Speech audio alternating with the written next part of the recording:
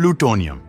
ये एक ऐसा रेडियो एक्टिव तत्व है जिसके 1 किलोग्राम प्लूटोनियम लगभग 20,000 टन टीएनटी के बराबर ऊर्जा उत्पन्न कर सकता है।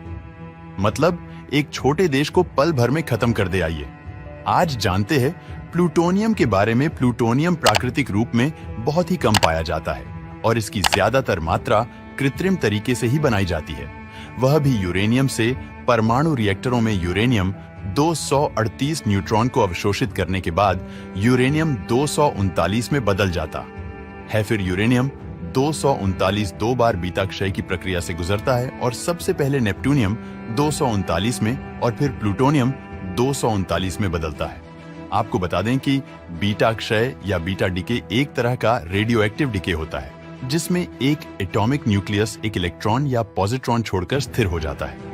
इस तरह यूरेनियम से बनने वाला यह एलिमेंट एक हार्ड सिल्वर ग्रे मेटल है जो हवा के संपर्क में आने पर डल ग्रे, येलो या ऑलिव ग्रीन कलर में बदल जाता है। मेल्ट होने पर इसकी डेंसिटी 2.5% तक बढ़ जाती है और इसकी डिफरेंट फॉर्म्स की डेंसिटी 16 से 20 ग्राम प्रति क्यूबिक सेंटीमीटर के बीच पाई जाती है, जो कि काफी ज्यादा है। अपनी रेडियो एक्टिविटी की वजह से यह मेटल न्यूक्लियर इंडस्ट्री में एटॉमिक बम्स जैसे न्यूक्लियर वेपन्स बनाने में इस्तेमाल होता है और यह ऐसा पहला ह्यूमन मेड एलिमेंट माना जाता है जिसे बड़े मात्रा में उत्पादित किया जाता है। इस मेटल को साल 1940 में यूनिवर्सिटी ऑफ कैलिफोर्निया में Glenn Seaborg, Edwin McMillan, Joseph Kennedy और आर्थर वॉल ने डिस्कवर किया। प्लूटोनियम के कई आइसोटोप्स होते हैं जिनमें से मोस्ट कॉमन आइसोटोप्स यानी संस्थानिक हैं प्लूटोनियम 238, प्लूटोनियम 239, प्लूटोनियम 240, प्लूटोनियम 241 और प्लूटोनियम 242 आइसोटोप्स समान तत्वों के परमाणु होते हैं जिनमें प्रोटॉन्स की संख्या तो बराबर होती है लेकिन न्यूट्रॉन्स की संख्या अलग अलग होती है। इनमें से प्लूटोनियम 238 का उपयोग स्पेस में इलेक्ट्रिसिटी जनरेट करने के लिए होता है और प्लूटोनियम 239 का इस्तेमाल एटॉमिक बम बनाने में मुख्य सामग्री की तरह होता है और न्यूक्लियर रिएक्टरों में ईंधन की तरह भी प्लूटोनियम 240 मुख्य रूप से न्यूक्लियर रिएक्शंस का बाय प्रोडक्ट होता है और प्लूटोनियम 241 और प्लूटोनियम 242 भी न्यूक्लियर बाय प्रोडक्ट्स ही होते हैं जो कि न्यूक्लियर रिएक्टर्स के कार्य को प्रभावित कर सकते हैं और न्यूक्लियर हथियारों में भी उपयोग हो सकते हैं।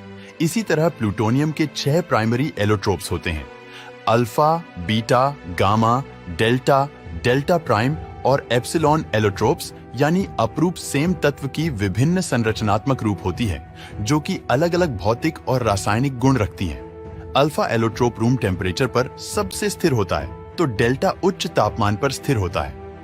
प्लूटोनियम के एलोट्रोप्स और आइसोटोप्स की स्टडी करना बहुत जरूरी होता है क्योंकि इनके बारे में जानकर ही न्यूक्लियर एनर्जी और न्यूक्लियर वेपन्स के फील्ड में सेफ्टी और कंट्रोल को इंश्योर किया जा सकता है।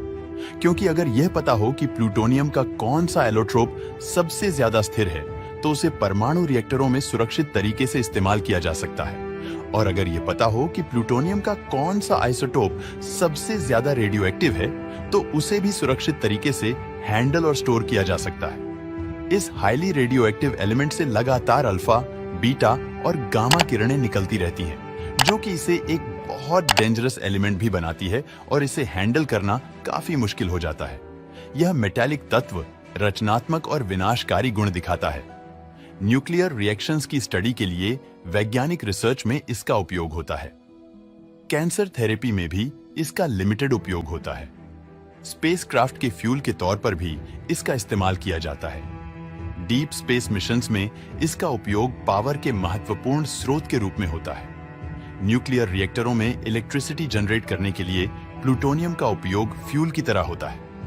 इस क्रिएटिव साइड के अलावा इसका डिस्ट्रक्टिव साइड भी है क्योंकि प्लूटोनियम से न्यूक्लियर वेपन बनाए जाते हैं और इस एलिमेंट से निकलने वाली हार्मफुल रेडिएशंस लिविंग टिश्यूज को डैमेज कर सकती है और कैंसर का रीजन भी बन सकती है।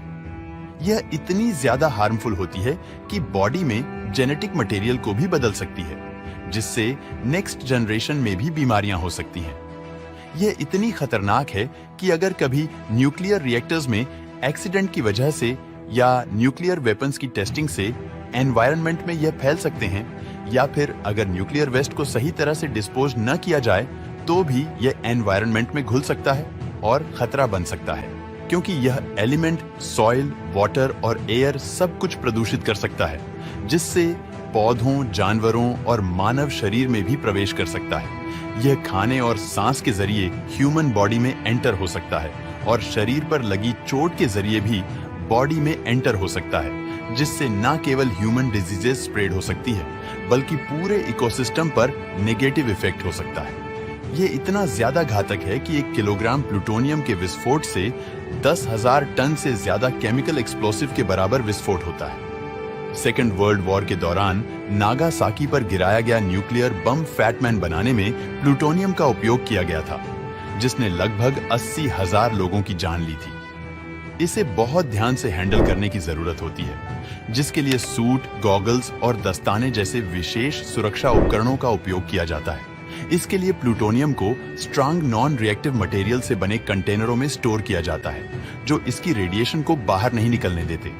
यह एक बहुत ही हॉट एलिमेंट है जो लगातार हीट जनरेट करता रहता है, इसलिए इसे कूल रखने के लिए स्पेशल कूलिंग सिस्टम्स उपयोग किए जाते हैं। इसे ऐसी जियोलॉजिकली स्टेबल लोकेशंस पर स्टोर किया जाता है जहां पर अर्थक्वेक जैसे किसी भी तरह की नेचुरल डिजास्टर से होने वाले रिस्क को रोका जा सके। इनकी लॉन्ग हाफ लाइफ इससे होने वाले खतरे को और भी ज्यादा बढ़ा देती है, क्योंकि प्लूटोनियम की हाफ लाइफ काफी लंबी होती है। इसका मतलब है कि इसकी आधी मात्रा को पूरी तरह टूटने में हजारों साल लग जाते हैं और इस दौरान यह लगातार रेडियोएक्टिव रेज रिलीज करता रहता है। उदाहरण के लिए प्लूटोनियम की हाफ लाइफ 24,000 साल है, तो इसका मतलब है कि 1 किलो प्लूटोनियम 24,000 साल बाद आधा किलो बचेगा और फिर अगले 24,000 साल बाद 0.25 किलो, और इसी तरह इसके पूरी तरह खत्म होने का यह प्रोसेस चलता रहेगा। यानी प्लूटोनियम का नकारात्मक प्रभाव हजारों लाखों सालों तक महसूस किया जा सकता है, और अगर इसकी हैंडलिंग में कहीं भी चूक हो जाए तो यह कितनी ही बड़ी आबादी को तबाह कर सकता है। तो प्लूटोनियम से जुड़ी ये जानकारी आपको कैसी लगी? कमेंट सेक्शन में हमें जरूर बताएं।